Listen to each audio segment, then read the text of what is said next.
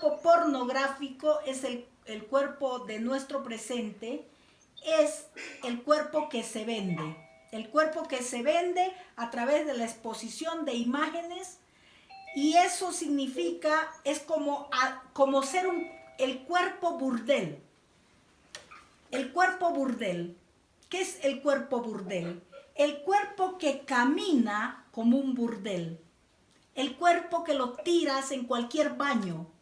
El cuerpo que haces el amor en cualquier momento, por tres porotos. ¿Por qué? Porque está para eso, para su venta inmediata. ¿Te das cuenta? Entonces, en el presente posmoderno, nuestros cuerpos son cuerpos pornográficos, cuerpos totalmente desagregados, segmentados y convertidos en burdel. Hacemos el amor en cualquier parte sin ningún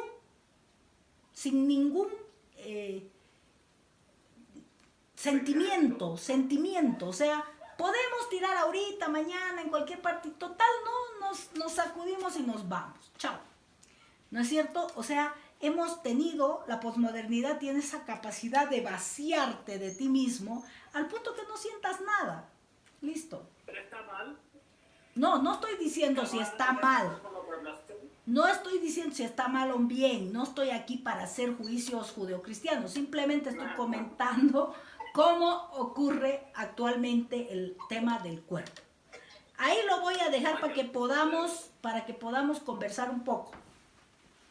Gracias, Rosario. Bueno, creo que no te he introducido muy bien a la red en un inicio.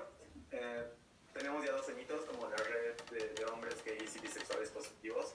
Y nuevamente te agradezco por haberte tomado el tiempito de habernos compartido nuevamente la genealogía del cuerpo y la sexualidad. Siempre es muy grato poderte oír. Y pues ahora, compañeros, vamos a proceder a las preguntas. No sé si a alguien le gustaría participar. Pueden levantar la manito o enviar algún aplauso o el dedito arriba. Sí, chicos, levanten la mano los que quieran hacer la pregunta, por favor. O comentarios también, no siempre preguntas. Comentarios también. Bueno, así yo tengo varios comentarios. Yoko, entonces como estás administrador de la reunión, vas poniendo en orden. Ya, sí, sería mejor. ¿Pueden silenciar sus micrófonos, chicos? Sí, todos, por favor. Ya. Sugeriría que levanten la manito, por favor, porque no sé quién ha enviado los aplausos. Yo envié los aplausos. No me sale la opción de la manito. ¿Dónde está la manito? Está en un costadito. Ya, Víctor Hugo, dale. No tengo. Ya, me encantó tu pasión, Rosario, me encantó de acordante. Ya, ahora estamos entrando a una era ya del chip.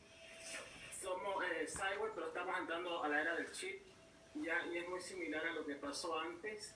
La época de Constantino, que Constantino lo que hizo fue lastimosamente prostituir el cristianismo, lo adulteró el cristianismo, ya, y no representa el cristianismo lo que fue el catolicismo en esa época. Por algo Martín Lutero más adelante hizo la reforma, porque no le pareció como lo estaban llevando, y el oscurantismo prácticamente, como tú lo decías, la falta de conocimiento, no se le permitía al humano común leer, mucho menos leer la Biblia, y era perseguido. Y nosotros somos herejes porque hereje significa ser libre de pensamiento libre, entonces ahorita somos herejes, estaríamos hervidos ahorita, hermosos. Ya, acotar eso sobre lo que es el oscurantismo, a lo que estamos entrando ahora, que está bastante grave. Y sí, hay gente que es muy cerrada, y algo que nos va a servir para todos. Yo he buscado y lo he leído cientos de veces lo de Sodoma y Gomorra, y en una parte dice que Sodoma y Gomorra fueron destruidas por la homosexualidad. Se sabía que había libre práctica sexual, ya, homosexual entre hombres, aunque no existía el término en esa época, es nuevo el término homosexual, pero cuando le quieran decir sodomita o que Sodoma, no existe. La Biblia dice que Sodoma fue destruida por su maldad, punto. Y por último, si tanto quieren hacernos ver que Lot y sus hijas y su mujer eran lo mejorcillo de Sodoma, pues no, las hijas de Lot tendrían por lo menos entre 14 y 16 años porque aún eran solteras y las mujeres a los 16 años ya las estaban casando y Lot las estaba entregando para que las hagan flecos de orito para que se la cojan. ¿Y qué hicieron las peladas después que salieron de Sodoma? Lo emborracharon al padre, que el otro no sabía que lo tuvo Lot, de que no sabía que era vino, y cogieron con él. Y se hicieron hacer hijos con Lot. Así que ni tan bonitos si los quieren poner de ejemplo. Eso para recordar, porque yo soy cristiano. Ya yo asisto a la iglesia evangélica, no asisto por ciertos motivos, pero chicos, hay gente que es fanática, no todo cristiano es así de idiota. Hay gente que es fanática y va a querer usar la Biblia en contra de nosotros. Por eso es bueno que también la conozcamos la Biblia, para que no nos metan los dedos, que nos metan los dedos, pero con consentimiento y otra parte, no que nos metan en la boca. Recuerden eso de Sodoma y Gomorra, de Lot, lo que fue el oscurantismo. ¿Quién fue Constantino? ¿Qué fue lo que hizo con la iglesia en esa época? Que dijeron ya, con tal de que salgan de las catacumbas, nos vamos a hacer pasar por cristianos y le metemos toda la religión romana. Y tengo más cosas que decir, pero me gustaría dar por el momento paso a otras personas. Gracias, David. Bueno, a ver, preguntas para Rosario. O Rosario, si te gustaría aportar con algo luego del comentario de Víctor Hugo.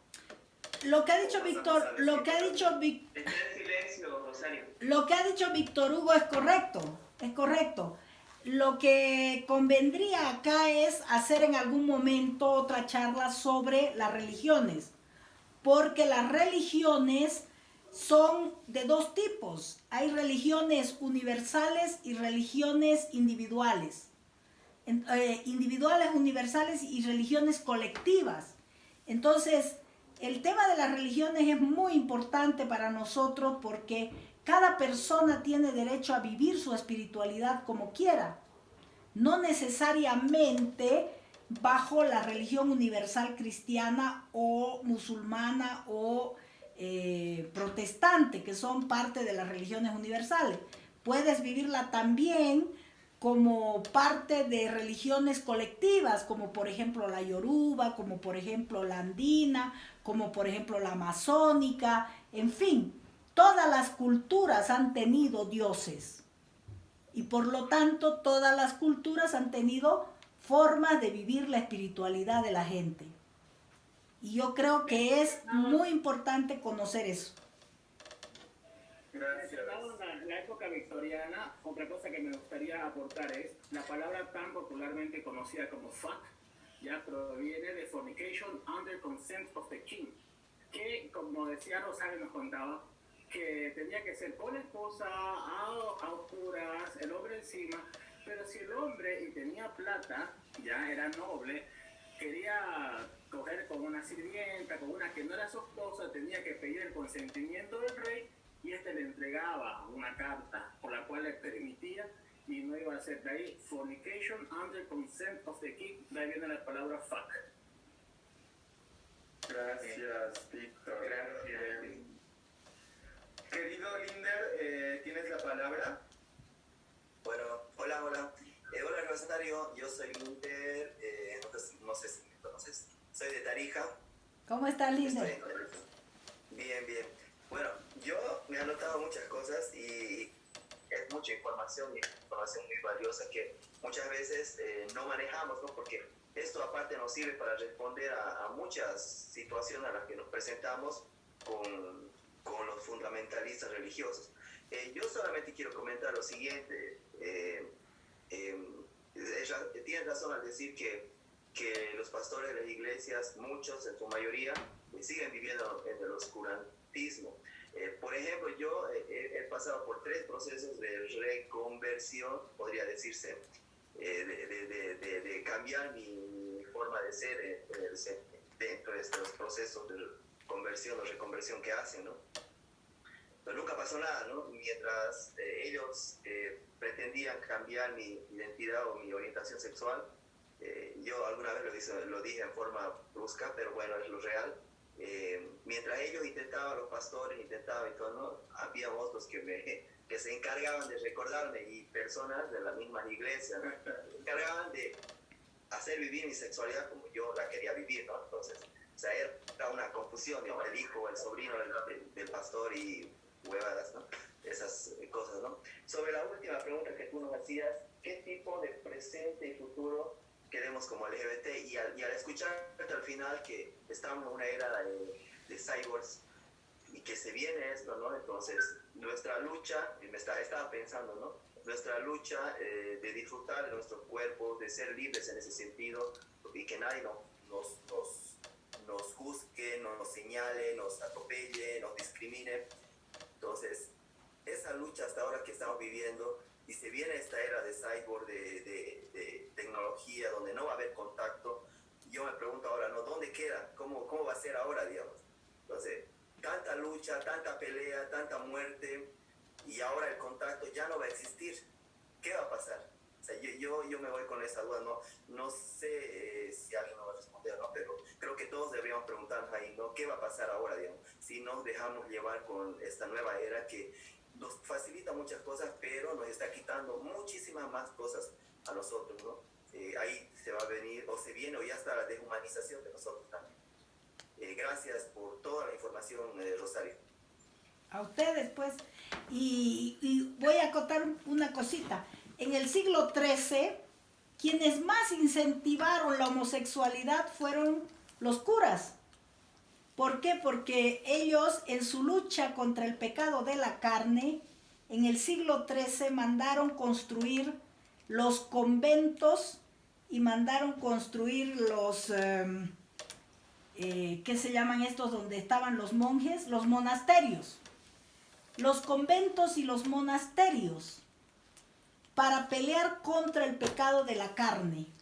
Y justamente fue en los conventos y en los monasterios donde prosperó y se potenció la homosexualidad tanto lésbica como gay. Y tenemos suficiente bibliografía que nos habla de estos temas, e inclusive tenemos nombres de sacerdotes que veían en la sexualidad homosexual una experiencia de búsqueda de lo divino. ¿Qué les parece? Interesante. Yo creo que igual lo vemos reflejado incluso en nuestro contexto actual, ¿no? En el servicio militar, en los cuarteles, bueno, en las academias de policías, seguimos replicando estos mismos actos, ¿no? Exacto. Bueno, a ver, Franco estaba levantando la mano. Franquito. Charito, gusto de volver a verte después de mucho tiempo. Mil disculpas, tenía problemas de conexión de la red, así que no pude darte una bienvenida como hubiera querido. Hace un tiempo atrás lanzaron una convocatoria para escribir un texto, ¿no? sobre la lucha, la divergencia, sobre los alcances de la lucha de la comunidad LGBT aquí en Bolivia. Y la verdad que no pude escribir nada coherente en función a ello, o sea, porque obviamente es el mes que se celebra el Día Internacional del Orgullo Gay, Lésbico, Bisexual, y también se celebra la Marcha del Orgullo en varios puntos del país, a pesar de que aún faltan días. Y esta marcha es importante, pues se visibilizan las necesidades de la comunidad y tal como se pone cada año, ¿no? Entonces existen muchas deudas legislativas, como el derecho al matrimonio igualitario, el reconocer el cambio legal de género, entre otros. Sin embargo, a pesar de estos hechos,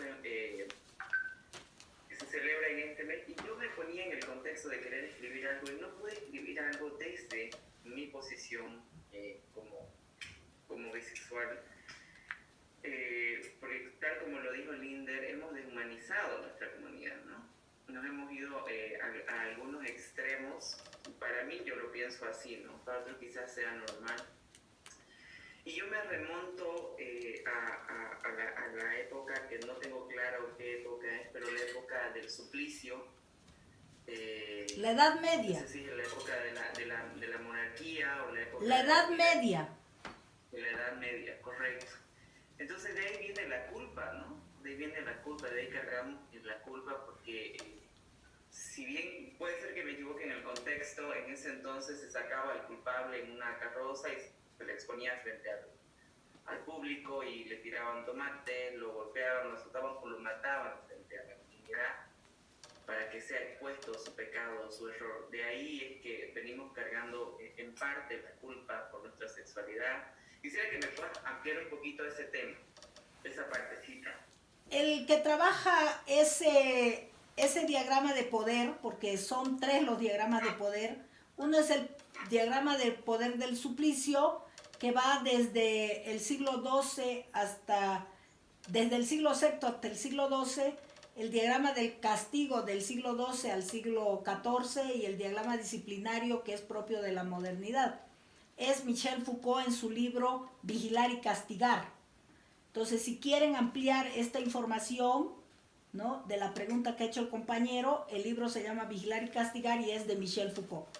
Michel Foucault lo conocen, es un filósofo francés que era gay, pero además era sadomaso y además él abogaba por una sexualidad libre, ¿no?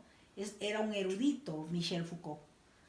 Era de nuestra comunidad y era un gran activista, sobre todo no por los derechos LGBT necesariamente, sino se concentró más en los derechos de los presos.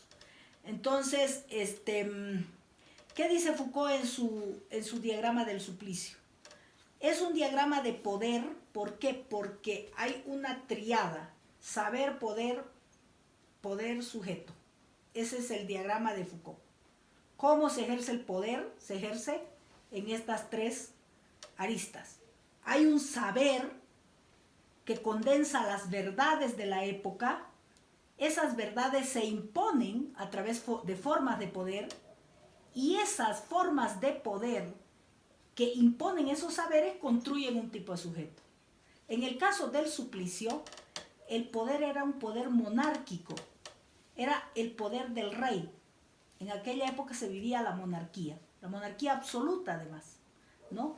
Entonces, el saber era un saber religioso. El saber se imponía a través de las relaciones absolutas de poder del rey y constituían un tipo de sujeto servil. Un tipo de sujeto servil que estaba de antemano condenado. Por eso es la época de los condenados. ¿Sí? ¿Se acuerdan de los condenados? El principal crimen era el regicidio. ¿Qué es el regicidio? Atentar contra el rey. Entonces, cuando alguien atentaba contra el rey, contra la autoridad del rey, el rey le hacía saber su castigo. Y su castigo era público, y el castigo era el suplicio, el supliciamiento del cuerpo. Se lo exponía el cuerpo, porque en aquella época no habían escuelas. No había dónde enseñar, entonces enseñaba de manera testimonial. El condenado era al mismo tiempo el testimonio de su crimen y de su castigo. Por eso se lo paseaba por todo el pueblo, para que todo el pueblo vea el crimen y el criminal al mismo tiempo. Hay una película muy hermosa que se llama La Letra Escarlata, que habla justamente de este tipo de supliciamientos.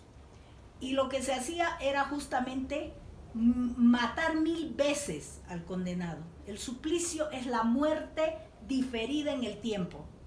Es infringir dolor hasta la muerte, pero sin dejarte morir. Eso es el supliciamiento. Y esa tecnología del dolor y del suplicio lo hacía el verdugo. ¿Por qué el verdugo estaba encapuchado? Porque el verdugo era un anatomista del dolor. Generalmente los verdugos eran los médicos de la época. Entonces, si tú eras el que curaba, el que sanaba, el médico de la época, te conocía pues todo el mundo. Por eso los encapuchaban, ¿no? Para que no se los reconozca. Ellos eran los encargados de cumplir la voluntad del rey. Y esta ceremonia, este espectáculo del supliciamiento, que sucedía de manera cotidiana para enseñar a la gente que no se debía atentar contra el rey, sucedía en un lugar que se llamaba el patíbulo. El patíbulo era una plaza, lo que ahora son nuestras plazas nuestras plazas centrales, vienen de la Edad Media, eran los patíbulos. Y ahí había, obviamente, una horca, una hoguera, y había toda una tecnología de supliciamiento. Habían tenazas, habían ácidos, había de todo eso, ¿no? Y el supliciamiento empezaba a las 6 de la mañana y terminaba a las 10 de la noche. Durante todo ese tiempo se supliciaba el cuerpo. Si el verdugo lo dejaba morir al supliciado, el rey le cortaba la cabeza. O sea, tenía que mantenerlo en condición de supliciamiento permanente al cuerpo.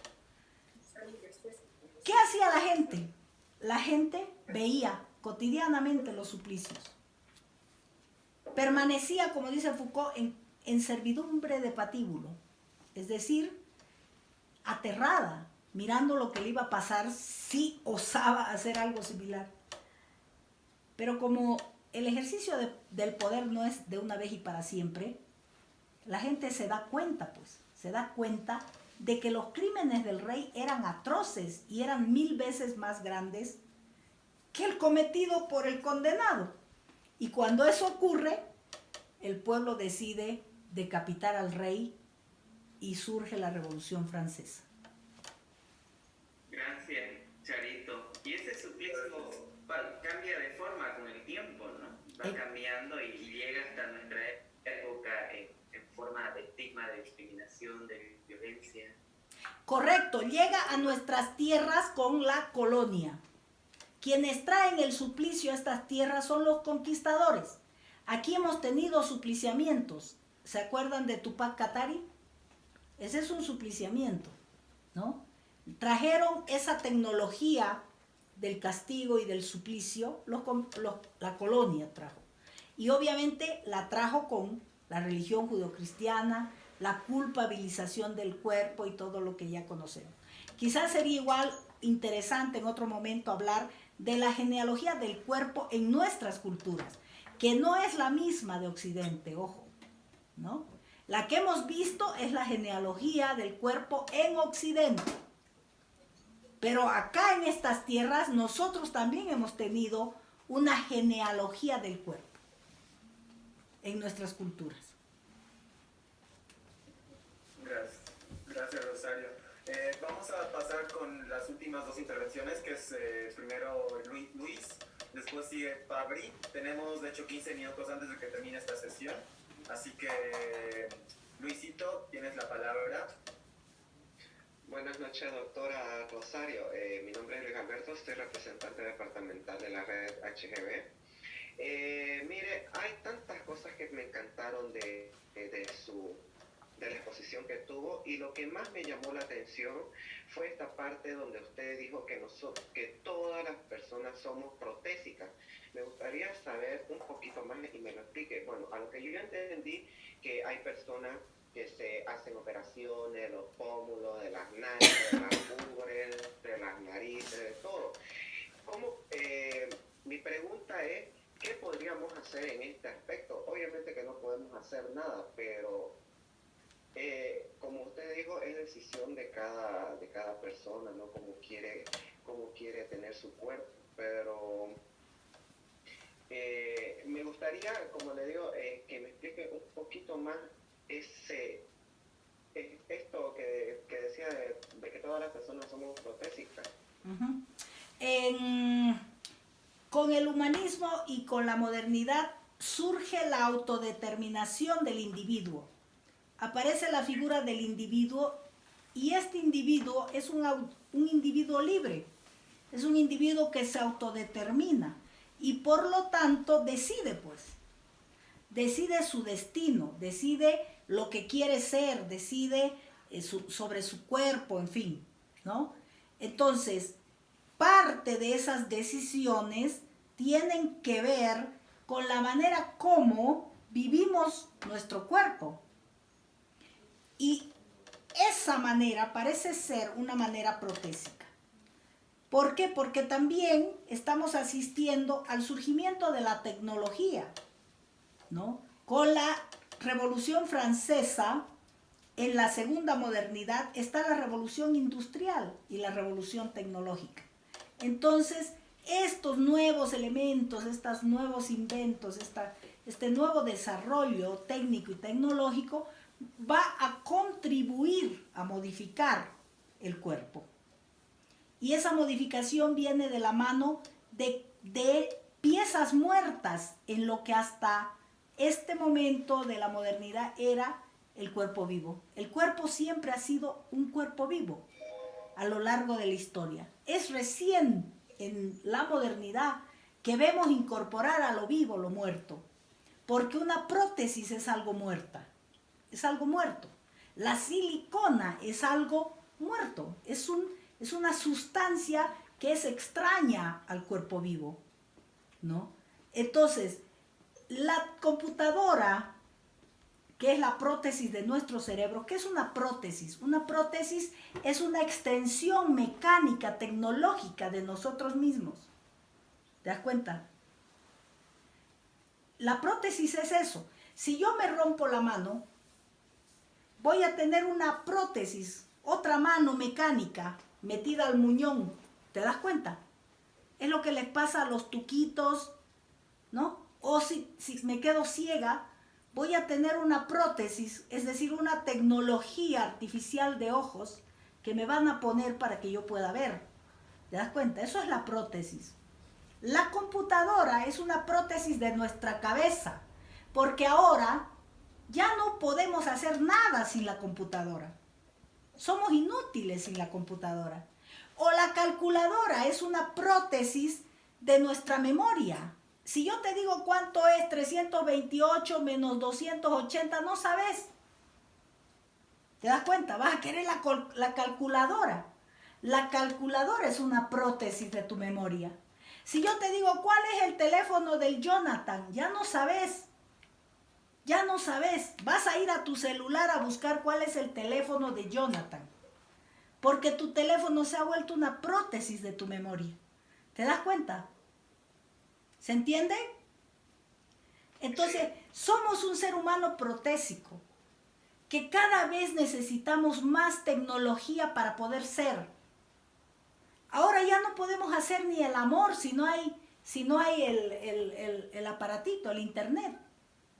O los dildos, o los juguetes, también son prótesis. ¿Te das cuenta? Los calzoncitos con pene, los puños, en fin, son prótesis de la erótica. Entonces, estamos deviniendo un tipo de humanidad protésica. Ahora, ¿cuál es el límite de eso? ¿Cuál va a ser el límite de eso?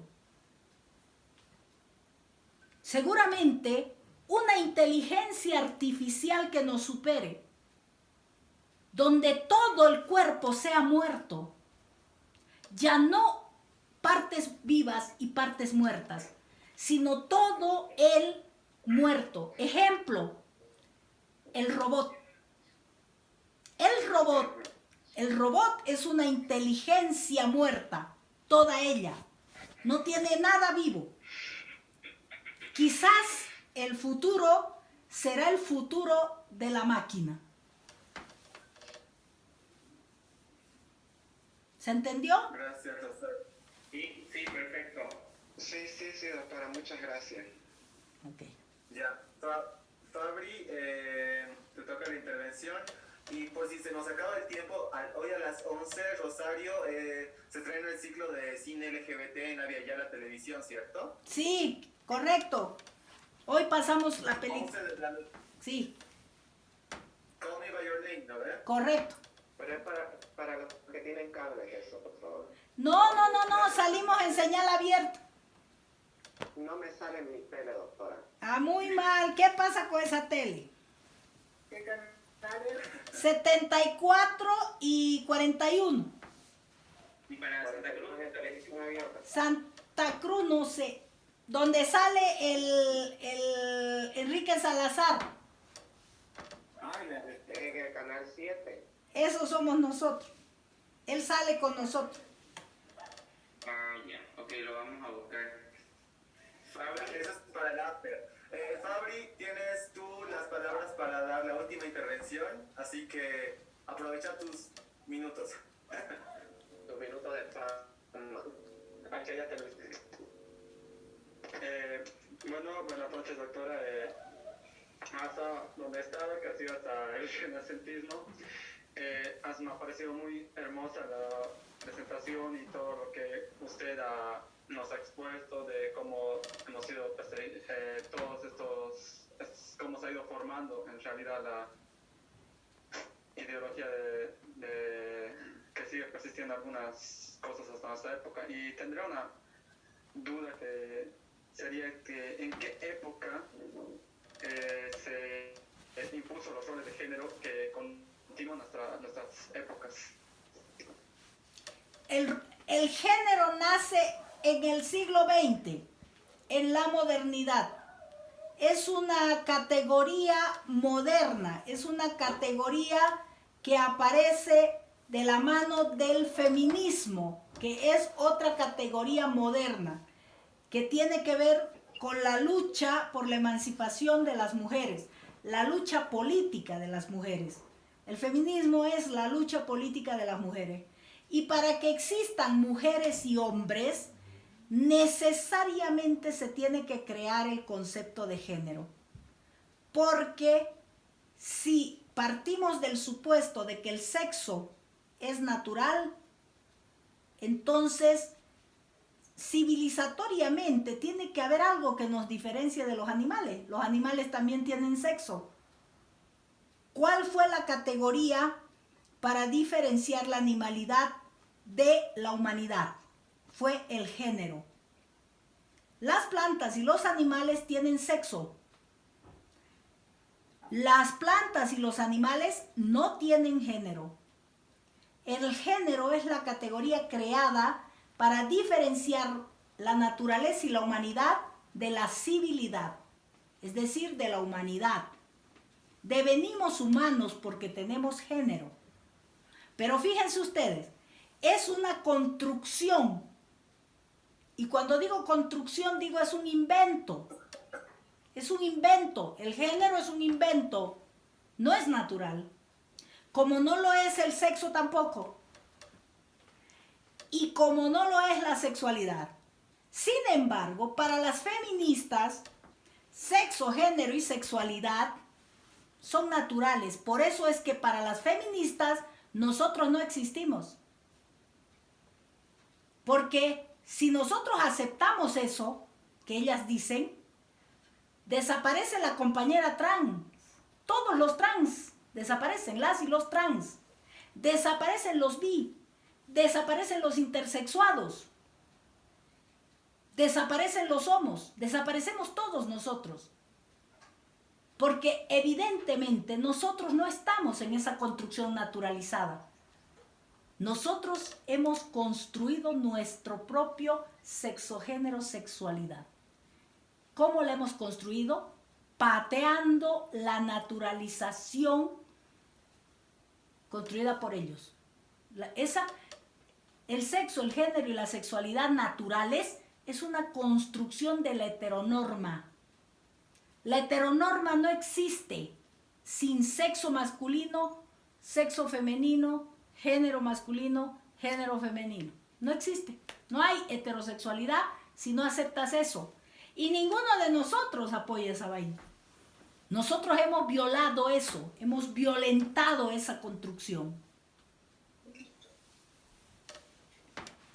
Algún rato tenemos que hablar de ese tema. ¿Cómo ocurre eso? Sí, Rosario, la verdad es que ha sido, creo, la primera vez que nos hemos quedado tanto tiempo con algún invitado, ¿no? Y es que siempre está... Ajá, es súper interesante escucharte. Ya se va a acabar la sesión en un ratito, entonces, Rosario, nos gustaría que... ¿Franco? Sí, Rosario, lindo tenerte, realmente un placer para nosotros compartir este espacio con una persona como vos, con tanto conocimiento y con la humildad que te caracteriza. Muchísimas gracias por la apertura, la verdad que cuando te contacté no tenía claro que podría compartir con nosotros, pero creo que a nombre mío y a nombre del grupo estamos muy agradecidos por tu participación y espero que no sea la primera vez. Creo que hay mucha tela para cortar y necesitamos a la tijera aquí, ¿no? Rosario, muchísimas gracias por este espacio. Bienvenida a esta red. Y estamos acá, cualquier cosa que necesites, estamos acá para poder colaborar. Perfecto, gracias a ustedes y cuando quieran ustedes me avisan así como ahora, con un tiempito y ponemos el tema y le metemos. O sea, a mí me encanta compartir mis conocimientos, creo que no tiene sentido conocer nada si no es para compartirlo y por lo tanto ahí estoy para lo que ustedes quieran, cuando quieran, seguimos charlando, seguimos reflexionando. Gracias, Rosario. Muchas gracias, doctora, Chicos. por su tiempo. Espero que nos acompañen en una próxima. Y nos tiene que dar también ese taller de lo de la iglesia y no sé qué más que dijo que va a quedar pendiente para la próxima. Perfecto. Y Yoko, ¿les puedes compartir también a los chicos el curso de genealogía del feminismo que estamos sacando por el Face? ¿Ya está en redes, Charito? Ya está en mi Face, hace rato ya estamos en la 4ª charla.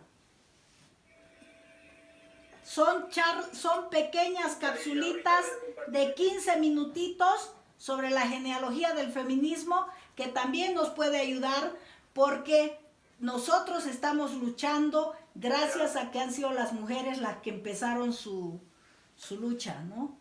Y ellas nos han ido abriendo el camino también. Gracias, Rosario. Franquito, están pidiendo los chicos que saquemos una foto en grupo de la pantalla, ahorita por mensaje privado. Chicos, los que quisieran sacarse una fotito, activen sus cámaras y sonrían. Y los que no, pues... Un ratito que estaba Ya, Franco, ¿puedes sacar la foto? Ya, no te preocupes. Ahí, corte. Ya. Por favor. Ya, ahorita esperen, me voy a acomodar Se va a corear. Ya estoy listo. Ya. Qué lindo, Charito, realmente lindo tenerte. Gracias, Rosario. Un placer y un orgullo. Yo hice un curso con vos en CIES hace unos 8 años. Hicimos un diplomado de biopolítica, biopoder. Ah, cierto. Y me quedo de ahí con mucho cariño hacia vos y sobre todo por tu capacidad y por tu compromiso, ¿no? Para enseñar de forma desmedida. Gracias a ustedes. Y sigamos pues con esto de religión y con esto de sexo, género y sexualidad, que son importantísimos. Y también más adelante, si quieren, ahorita estamos viviendo las hipótesis de Toni Negri, del imperio. Ahorita estamos en pleno tiempo del imperio, es como si Hart y Negri hubieran adivinado lo que iba a pasar. Ya lo escribieron hace 10 años esto que estamos viviendo. La pandemia, la biopolítica, el biopoder, la necropolítica y todo lo que estos desaforados están haciendo en el mundo. Entonces podemos también hacer otros cursos sobre eso, ¿no? Listo.